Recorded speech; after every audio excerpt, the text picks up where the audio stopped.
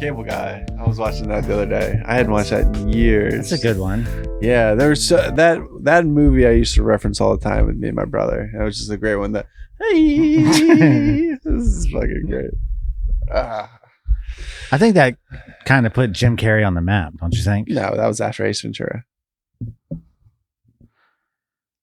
All right. See? Like for like adults, like that didn't have That movie kids. used to scare me as a kid because it came out when I was like that one scene where he's in the hallway. Mm-hmm. I think the guy's name is Peter, not Peter. I don't know the guy that he's supposed to be friends with. Yeah, I think it's Peter. And he's like, come on, play, Peter. And he like runs out the door, and, like hurts his arm and stuff. Like runs like all goofy and that's an underrated movie. It is. Yeah. So had a good laugh with that this week. Forgot about it. Yeah. What's been going on with you? My wife had a bad day on Tuesday. Mine wasn't that great either. I said, you know what? Let's go out to dinner. So, she gets home. We get the kids in the car. Right after they get home, everybody's got to go to the bathroom, whatever. Go out to Outback. And are you an Outback fan? Not really. I mean, I don't go there often. Maybe twice a year, right? You don't like the pumpernickel? I hate the pumpernickel. Do you? Mm-hmm. I used to think it was chocolate bread when I was a kid. And finally I had a piece and I was like, you mean cakes? Nope. Nope. I mean chocolate bread. Yeah. Not cake. It's not. And then you ate it. You're like, this is dog shit. I didn't I was expecting chocolate, then it wasn't. So I was like turned off. But then I was like, you know what? Let me give it another shot. With now knowing it's not chocolate. Chocolate bread. Right. Chocolate bread. Chocolate bread. Okay. Yeah. And it wasn't that bad. I was all right with it. I did not have any during our last visit there, but what I did have was an attitude from the hostess for no reason, right? With my family. No reason at all. I don't know what I did to start a problem, but this is how the problem. I mean, I wanted to make it. I obviously didn't make it a big thing because we ate there, but like I wanted to make it a big thing. But I was told by my better half, which she's always right, that it's better just to let it go. But here's what bothered me. We parked the car. I thought she was a little on the line, but we let that go, right? We go inside and it's just us. And then there was an older couple behind us that held the door for them. It was very nice. They said hi to our kids, and then my kids hid from them. And we had a little nice interchange. And then it was time for our turn at the hostess station to put our name in for a table. And she takes our name and she's like, it's going to be like 10 minutes. It's like, okay, well, that's fine. So my wife gives her number.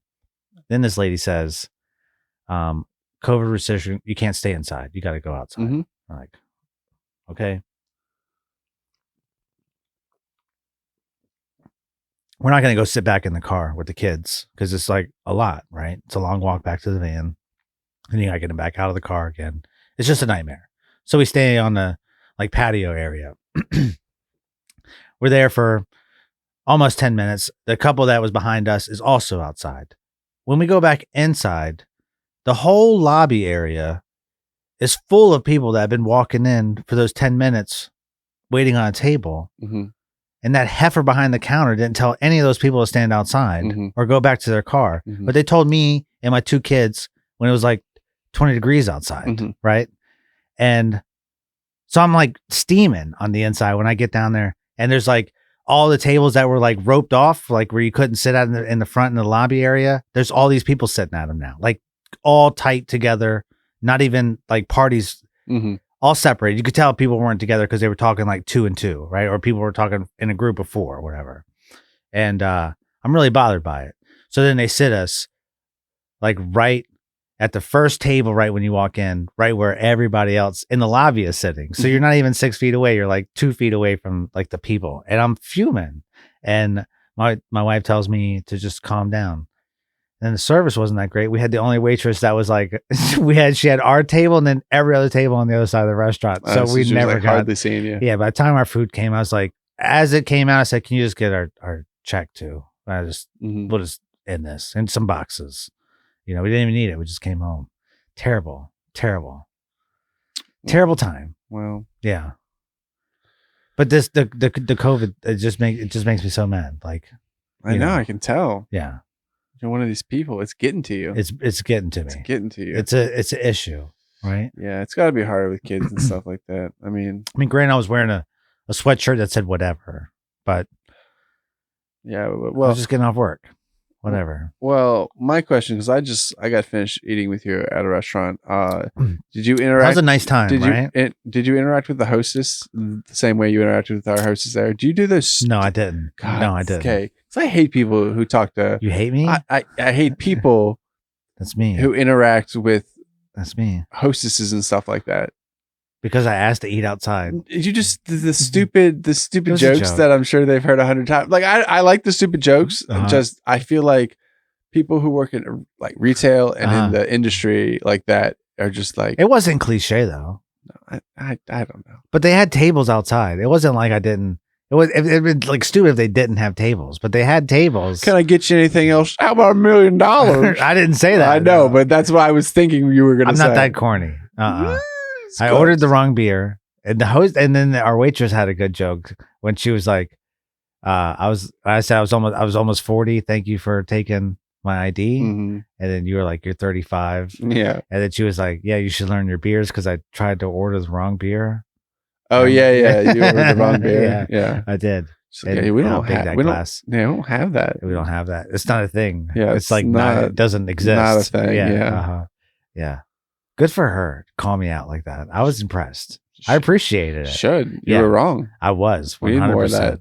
Yeah. Call people out when they make mistakes. I love it. Mm-hmm. I love it. Dig in their ass. Yeah, you don't don't have to dig in their ass, but at least call you people do. out. And then tongue it out. Whatever you got to do. Just get it out of there. Right? That heifer behind the counter obviously had an issue with me. Yeah. Well, and my 2 children. Have you seen your kids? And my wife. Seen your, and my dog. Don't talk about Penny. Papa Penny. Your dog likes me more than you. She probably does. Take her home, dude. No. She shit in the house twice this week because that bitch ate 2 boxes of Girl Scout cookies. Can you blame her? No. But why'd you leave them out? They weren't out. She got at them. Where were they? They were up high, but she got them. She got a ladder. I don't know what ladder she did, but she got them out. Mm. And yeah, too hot. I'm so glad for some praise whoever you believe in that our Roomba got unplugged and the battery was dead. Why? Because she took a shit right on the rug. Yeah. And it was a hot, wet one. I smelt it from outside the house. Mm. I was walking up the steps. And I was like, you got to be kidding me. And I opened up the door. And if it was smoke, the entire house would have been full of smoke. Like that's the smell. If the smell was smoke. If you were wearing infrared, you would have seen. Oh my gosh. Yeah. It was a hot one. And I was like, Penny. And she's like, she loves you. It's her love face. Yeah. Mm-mm. Right next to the boxes. She's like, this is a good place to shit. Right here. Right where I ate all the boxes of cookies. They made me do it. Yeah. I don't know who did this. Yeah. Box of Thin Mints and a box of Samoas. I'd shit my pants too. Yeah. I don't blame her. What do you think's going to happen? Yeah.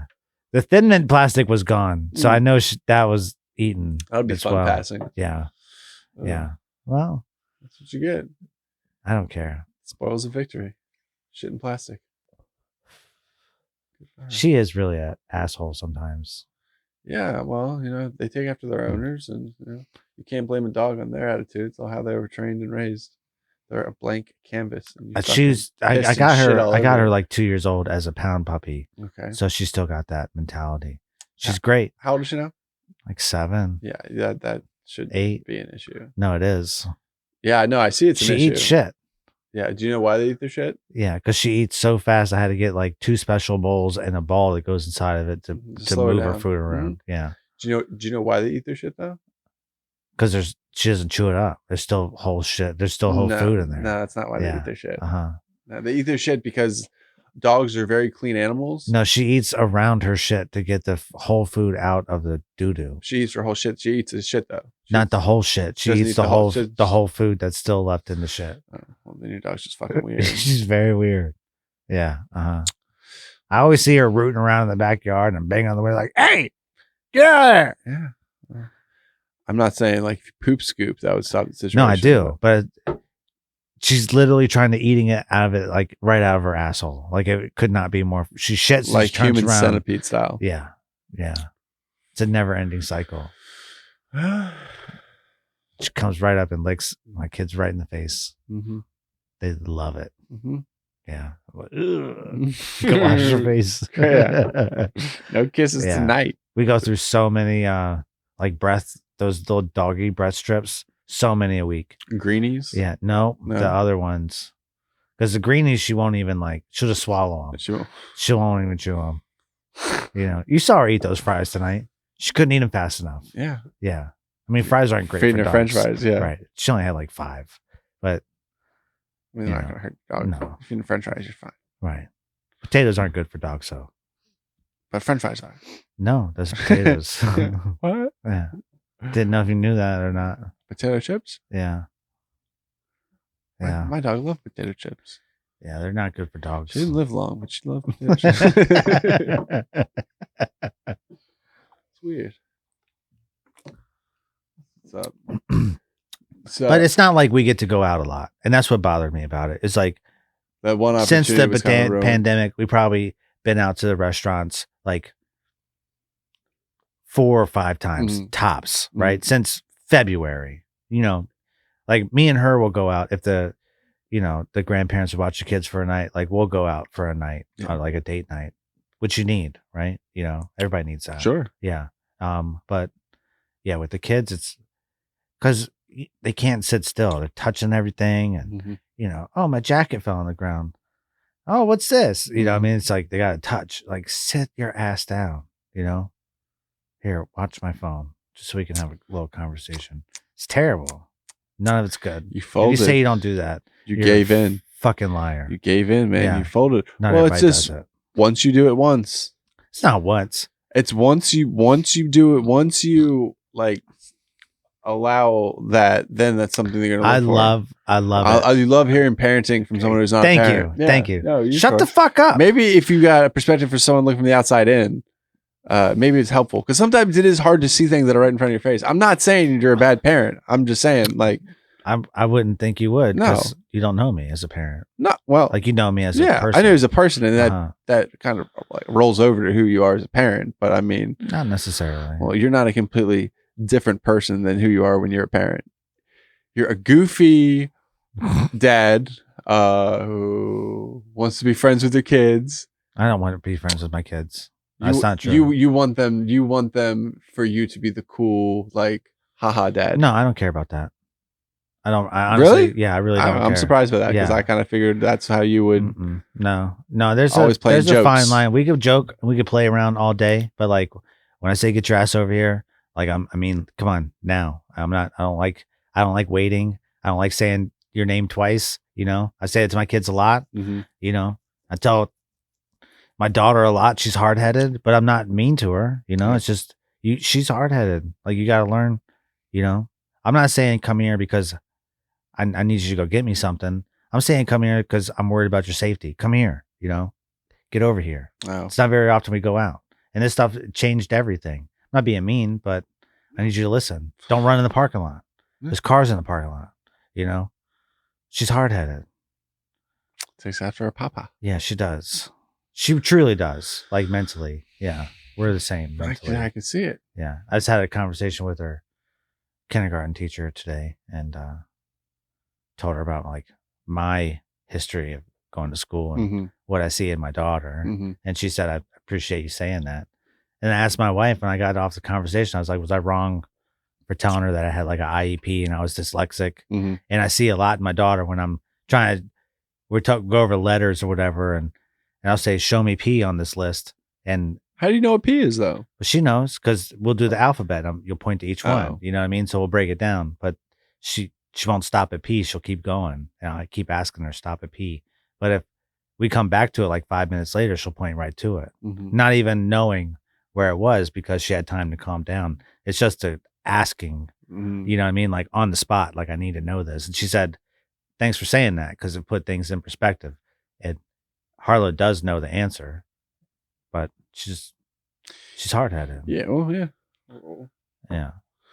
I read an article today about how math, they're changing the way they're teaching math in Washington State because math is racist. What do you mean? They're saying the way Western math is taught, it teaches systemic racism through math for the way you find answers and stuff like that. If there only being one right answer to something, they said that causes people to think. I'll have to bring the article and read more of it. I tried to read a lot and learn, but it was so abstract for me to try and like for my mind to grasp. It's just put out by like a university. It's like a real thing. University study. Yeah, but that's not real though.